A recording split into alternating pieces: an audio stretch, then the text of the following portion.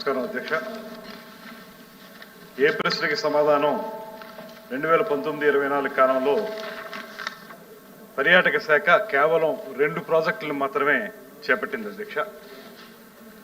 అందులో ఒకటి అల్లూరి సీతారామరాజు గారు పుట్టినటువంటి పాండ్రంగి గ్రామం వద్ద అభివృద్ధి పనులకి 2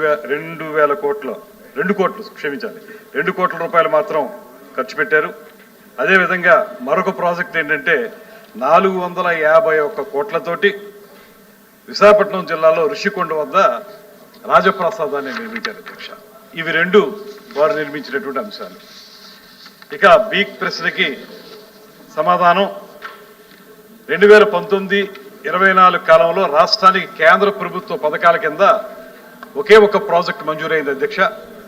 54 కోట్ల వ్యయంతో ప్రసాద్ పథకం కింద విశాఖపట్నంలోని శ్రీ వరాహ లక్ష్మీ నరసింహస్వామి వారి దేవస్థానంలో తీర్థయాత్రికుల సౌకర్యం వారి అభివృద్ధి కోసం అధ్యక్ష.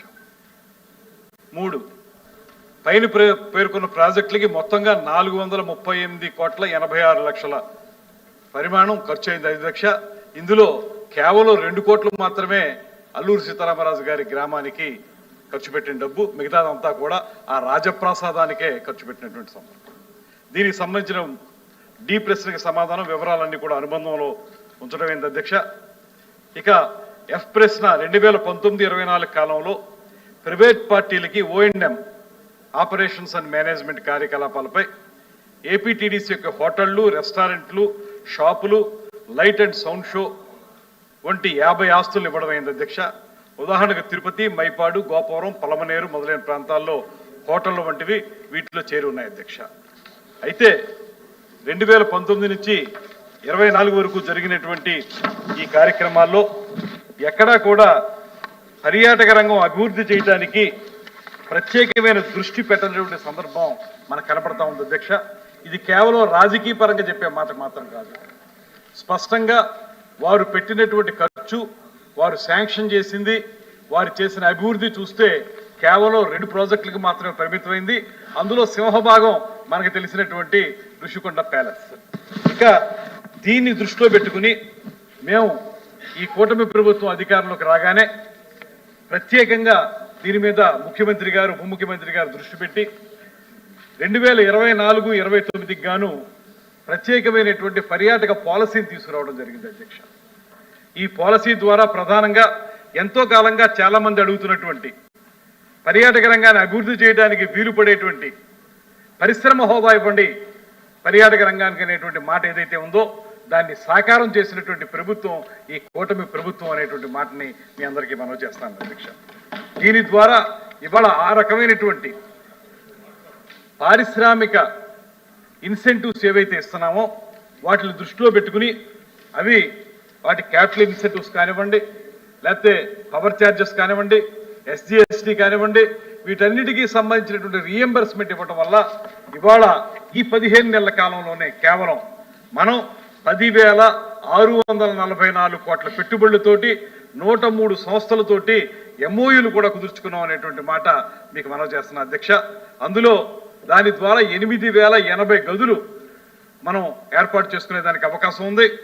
ఏవైతే MOUలు చేసుకున్నామో వాటిలో ఇప్పటికే 3,887 కోట్ల పెట్టుబడితోటి 15 ప్రాజెక్టుల ద్వారా 2,848 గదులు ఏర్పాటు చేసేదానికి ఇప్పటికే అడుగులు పడ్డాయి అధ్యక్ష. అదేవిధంగా 3,665 కోట్ల పెట్టుబడితోటి 24 ప్రతిపాదనలకు సంబంధించి DPRలు కూడా అందే అధ్యక్ష. తద్వారా మరో 3,164 గదులు ఏర్పాటయ్యేందుకు అవకాశం ఉందనేటువంటి మాట తమ ద్వారా నేను ప్రత్యేకంగా మనవి చేస్తున్న అధ్యక్ష. దాంతోపాటు ఇవాళ పర్యాటక రంగాన్ని ఆంధ్రప్రదేశ్లో అన్ని ప్రాంతాల్లో కూడా అభివృద్ధి చేయాలనేటువంటి ఉద్దేశంతో సర్క్యూట్స్ని ఏర్పాటు చేయటం, అందులో కూడా ప్రధానంగా eco tourism, adventure tourism, wellness tourism, అదేవిధంగా హెలి టూరిజం, ఇలాంటి రకరకాల అంశాల ద్వారా పర్యాటక రంగాన్ని అభివృద్ధి చేయాలనేటువంటి ఆలోచనతో ప్రభుత్వం ముందడుగు వేస్తుంది అధ్యక్ష. అందుకే ఇవాళ అనేక హోటల్స్ ఏవైతే వారి సమయంలో మేము చేసాం, లేకపోతే MOU ఏమనేటువంటి మాట చెప్పిన దానికి ఆచరణాత్మకమైనటువంటి కార్యక్రమం మాత్రం ఈ కూటమి ప్రభుత్వంలోనే చేపట్టామనేటువంటి మాటని తమకి తెలియజేస్తున్నాను అధ్యక్ష. ఇందులో భాగంగానే విశాఖపట్నం, విజయవాడ, తిరుపతి, అదేవిధంగా ఇతరత్ర ప్రాంతాల్లో కూడా మేము పెట్టుబడిదారుల సదస్సులను ఏర్పాటు చేసి ఇవాళ అనేక మంది ప్రైవేట్ హోటల్స్ నడిపేటువంటి వాళ్ళని రప్పించి పీపీపీ మోడ్లో హోటల్స్ నిర్మించడానికి కూడా అవకాశం కల్పించాం అధ్యక్ష. దాంతోపాటు ప్రత్యేకమైన విధానాలు పర్యాటక రంగాన్ని వృద్ధి చేయాలంటే పై మాటలు చెప్పినందువల్ల కానీ లేకపోతే ఏదో షో చేసినంత వల్ల జరగదు, లేకపోతే ఎక్కడో ఒక చోట డబ్బంతా కేంద్రీకృతం చేసి రాజప్రసాదాలను నిర్మించుకోవడం వల్ల రాదు.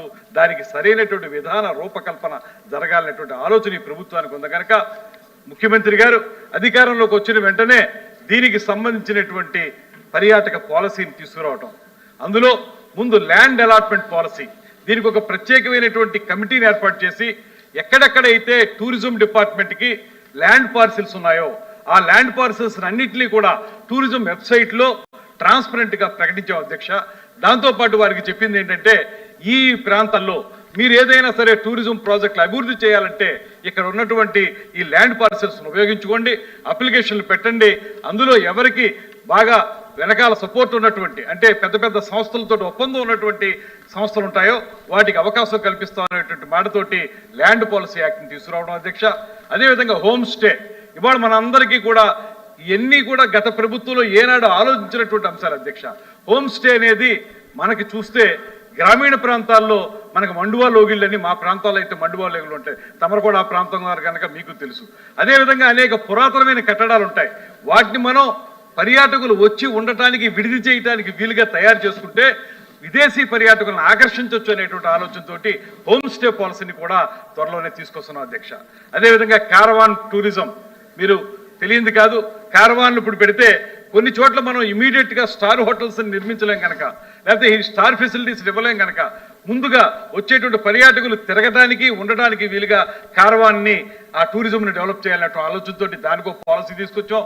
అందులోని ఈ మధ్యకాలంలో విశాఖపట్నంలో హాప్ ఆన్ హాప్ ఆఫ్ అనేటువంటి 2 డబుల్ డెక్కర్ బస్సుల్ని ఏర్పాటు చేసి ఆ ఆర్కే బీచ్ పొడవునా కూడా 11 ప్రాంతాల్లో సందర్శించుకోవడానికి వీలుగా అందులో ఒక్కసారి ఎక్కినటువంటి వాళ్ళు 24 గంటలకి 250 రూపాయలతో టికెట్ తీసుకుంటే ఆ రోజంతా కూడా వాళ్ళు ఎక్కడికి తిరగాలన్నా తిరిగే విధంగా ఒక కార్యక్రమాన్ని తీసుకొచ్చామంటే అదేవిధంగా మంచి సక్సెస్ అయితే అది బాగా నడుస్తుంది కూడా. అదేవిధంగా ఏవైతే టెంట్ సిటీస్ అనేటువంటి మాట మనందరికీ కూడా తెలిసిన విషయం, కుంభమేళా జరిగినప్పుడు ఉత్తర దేశంలో అక్కడ టెంట్ సిటీస్ అనేవి ఎంత ప్రాచుర్యం పొందే మనందరికీ తెలుసు అధ్యక్ష. అందులో భాగంగానే ఇవాళ టెంట్ సిటీస్కి ఒక పాలసీ తీసుకొస్తా ఉన్నాం. రాష్ట్రం మొత్తం మీద కూడా 100 పుణ్యక్షేత్రాలను గుర్తించి 100 పుణ్యక్షేత్రాల దగ్గర కూడా టెంట్ సిటీస్ని ఏర్పాటు చేసి వచ్చినటువంటి భక్తులు ఒక రోజు దర్శనం చేసుకున్న తర్వాత వెంటనే వెనక్కి వెళ్ళిపోకుండా ఒక 2 రోజుల పాటు ఆ చుట్టూ ఉన్నటువంటి ప్రదేశాలని సందర్శించడానికి వీలుగా టెంట్ సిటీస్ని ఏర్పాటు చేసేటువంటి కార్యక్రమాన్ని కూడా చేపట్టామనేటువంటి మాట తమ ద్వారా తెలియజేస్తున్న అధ్యక్ష. అదేవిధంగా కేంద్ర ప్రభుత్వం గతంలో ఒకే ఒక్క ప్రాజెక్టు తమకు చెప్పాను నేను, వరాహ లక్ష్మీనరసింహ స్వామి సింహాచలం టెంపుల్ తప్పితే మరి ఏది కూడా వారి కేంద్ర ప్రభుత్వం నుంచి తెచ్చుకోలేకపోయారు.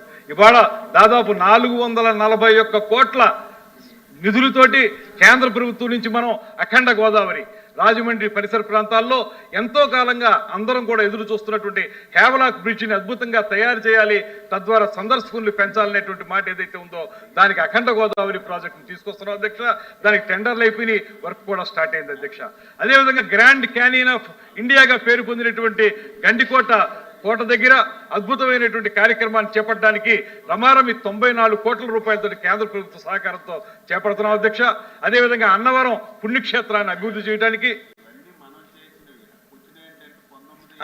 డిఫరెన్స్ చెప్తున్నానండి.